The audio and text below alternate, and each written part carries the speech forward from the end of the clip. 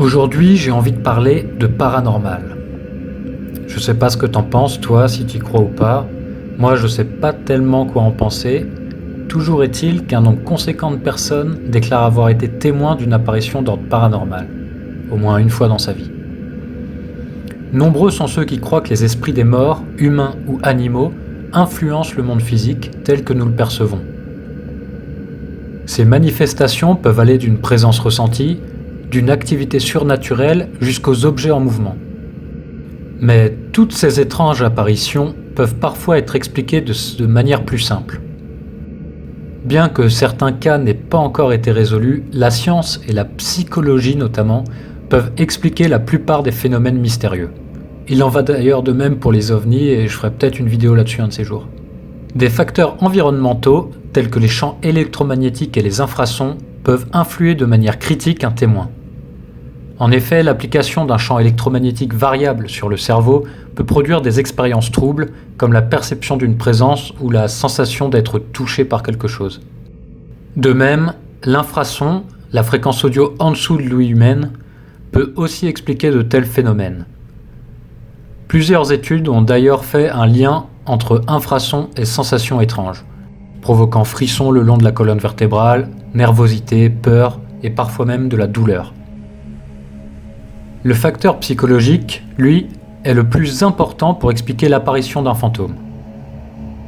La suggestion, après avoir entendu qu'un lieu est hanté, semble plus susceptible de conduire à un témoignage d'apparition.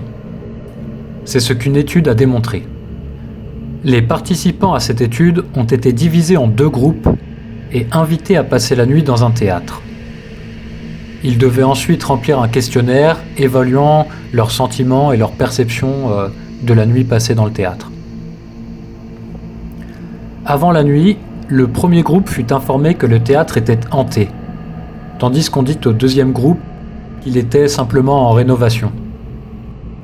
Comme on pouvait s'y attendre, les participants pensant que le théâtre était hanté ont vécu des expériences plus intenses et angoissantes lors de leur nuit.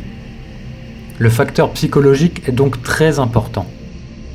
Mais alors, comment expliquer le fait que certaines personnes affirment avoir vu un fantôme ?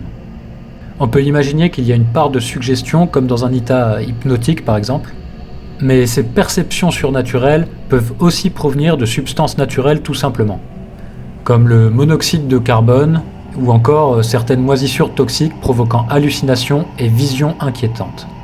Certains cimetières en sont couverts, ce qui expliquerait de manière rationnelle certains phénomènes observés.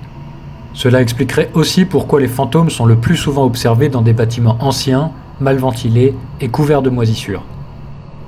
Malgré tout, certains cas semblent difficiles à expliquer et le paranormal garde encore une grande part d'ombre. Pour ma part, j'ai déjà vécu une expérience paranormale, mais je suis persuadé que ce n'était pas un fantôme. Si t'as vécu quelque chose dans le genre, tu peux le raconter. Moi, j'adore ce genre d'histoire, donc... Alors, ça t'a plu ? Dis-moi ce que tu penses de tout ça dans les commentaires. N'hésite pas à t'abonner et à mettre un petit pouce bleu, ça fait toujours plaisir.